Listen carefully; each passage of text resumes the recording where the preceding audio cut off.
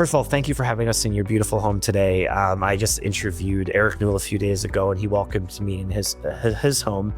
And it was a very interesting conversation because essentially $300 billion of investment came to Fort McMurray because of an agreement between former Prime Minister Jean Chrétien and the late Premier Ralph Klein.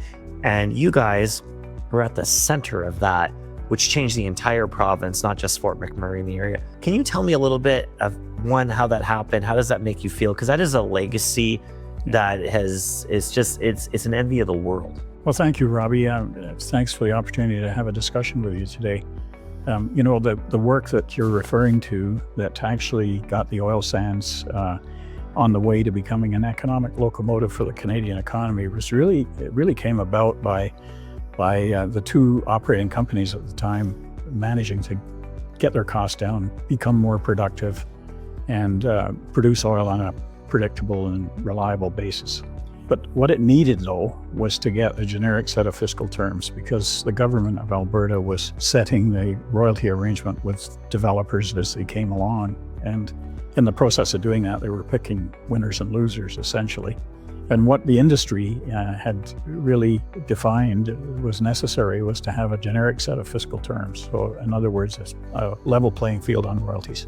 And the whole approach was to try and get the industry to a 25% royalty. At Syncrude, we had a 50% royalty. We were bringing our costs down. We went from $18 a barrel in 1990 down to $12.50 a barrel by the middle of the 1990s, after offsetting inflation at about 2.5% per year. But as we were bringing the cost down, we were only saving 50 cents on every dollar, because the rest of it went to the government of Alberta. We were fine paying royalties. That was the arrangement.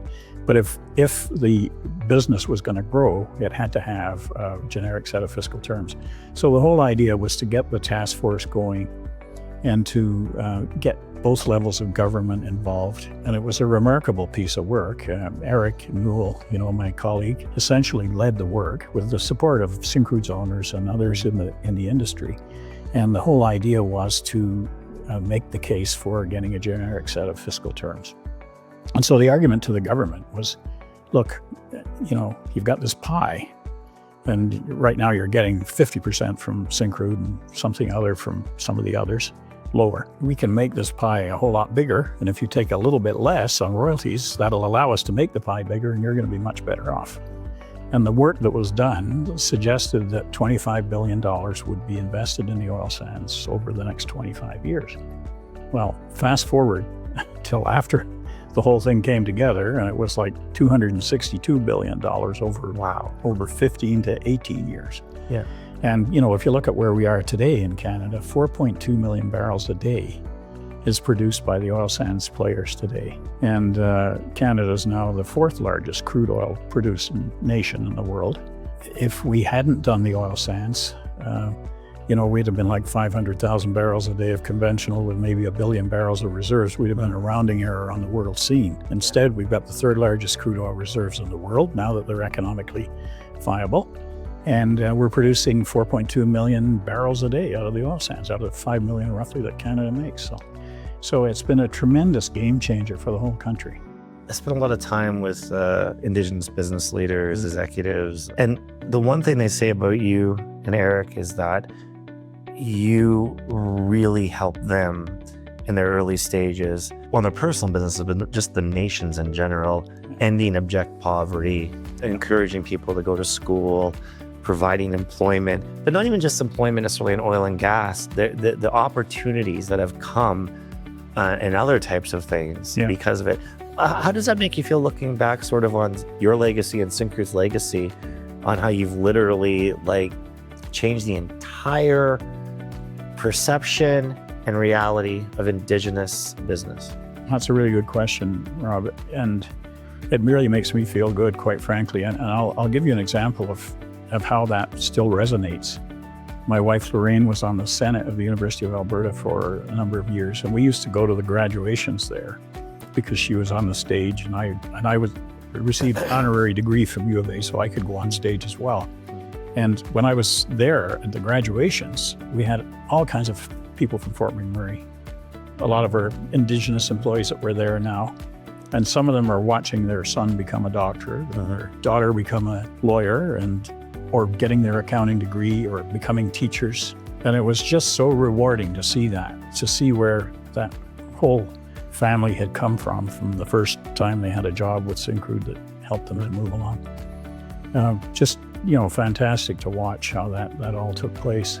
And again, it gets back a little bit to the fact that you've got that tremendous group of people living there that was really an untapped source of human capital. It really was. And so when we started, and we did this right from the very beginning, we were doing Indigenous development and employment long before it became a thing. And that really paid off for us because, and we did it on two fronts. It was all about employment, but it was also about developing businesses as well. And that it competed with each other a little bit. It was a difficult one to do because we wanted the best people out of the community to work for us, but we also wanted the best people out of the community to start a business and be engaged that way, because our whole philosophy was we would like the Indigenous people to become economic beneficiaries of the whole activity, the full benefit of the development of the industry. And I'm hoping that, by the way, is what happens now as we talk about Indigenous-owned pipelines going to the West Coast. Yes. It really should be that not only are they investors, but they're also employed and fully engaged in the whole thing. That's the only way you get total uplift, is to have all of that. You have a lot of people across Canada who benefit greatly because of the industry, and they don't have a problem taking the money through whatever transfer payments or whatever, but at the same time embracing, like, hey, look, thank you for being a good steward of Canada and supporting us. They've blocked a lot of our pipelines, and we've had some good movement lately, and it seems very positive. What are your thoughts on that? Well, I'm going to go back to something that we did during the National Oil Sands Task Force. We, at Syncrude, we were members of the Canadian Association of Petroleum Producers. We were also a member of the Mining Association of Canada because we were big miners. We had the biggest mine in the world. 1.5 million tons every 24 hours moved on the Syncrude site back in those days, and probably even more than that today. And so we used those industry associations to help us to try and get the story out. And one of the things that we found, there's 338, I believe it is, federal MPs. We went down through all of our purchasing, and we did a purchasing study to find out where all the money was going. And we found out that we had 168 MPs' ridings that were affected by Syncrude purchases in the oil sands. And, that is in itself is a real story. And once you're able to try and articulate that and get people to understand that, hey, we're benefiting from this too in Ontario and in Quebec and Atlantic Canada, all across the country, providing us with goods and services that in the absence of having the oil sands, that wouldn't be happening. And I think back in those days, it was a little easier to get traction around that because people were more inclined to want to hear a positive story, whereas today it's a little bit, especially with social media, social media today allows people to, if you remember the old saying, I tell it like it is, like the first thought in your head, if everybody went around telling it like it is every day, it wouldn't be it wouldn't be a great world. Fun to be in. Social media allows that to happen. Yeah. And so you got all this cross-purpose stuff that happens, and it means that companies that are really trying to get things done have to be really forceful about their communications and do a good job of it and not give up. So I am optimistic. What are your thoughts? Can we actually get another pipeline?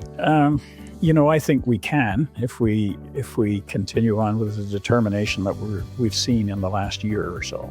I mean, I just said no way was it possible under the former federal government. God, it just wasn't going to happen. They didn't have an interest at all in any of that. But with the Prime Minister that we have today, there's a lot of good signs that he understands the importance of developing our resources, and he's willing to stand up and say Canada's resources are important, and we are going to develop them.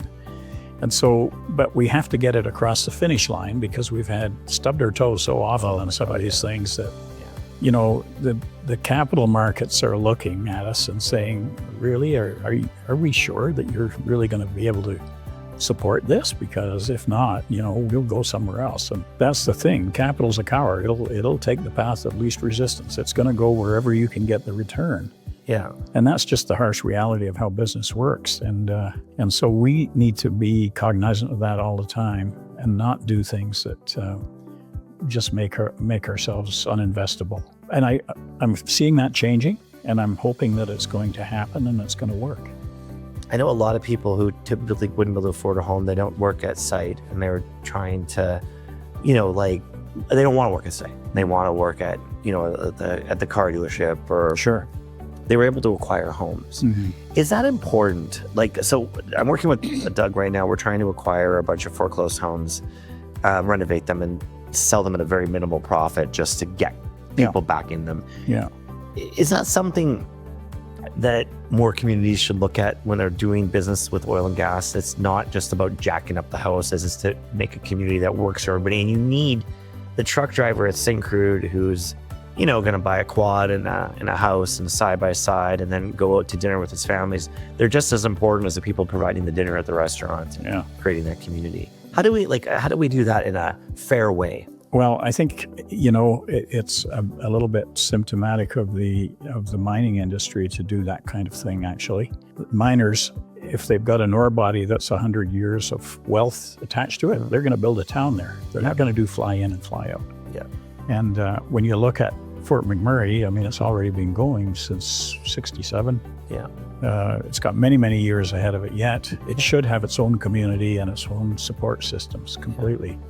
It's not like a diamond mine at a Caddy, for example, that's only got 20 years and then it's a fold up and everybody's gone. So I think we've got to look at things a little bit more like that. And there's a real benefit to having your workforce right in the community.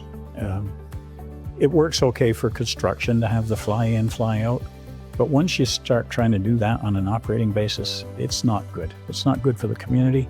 It's not good for the operations either, because many times, I can tell you many times at Syncrude, we'd have our guys would be on the golf course at Mac Island and they'd see the diverter stack at on one of the cokers going, which meant we had an operating problem. They'd take their golf cart jump in their car and head to the plant because they knew they were going to get a phone call a few minutes later anyway, Yeah. And so you've got that kind of support right there when you're trying to run the business and keep it going.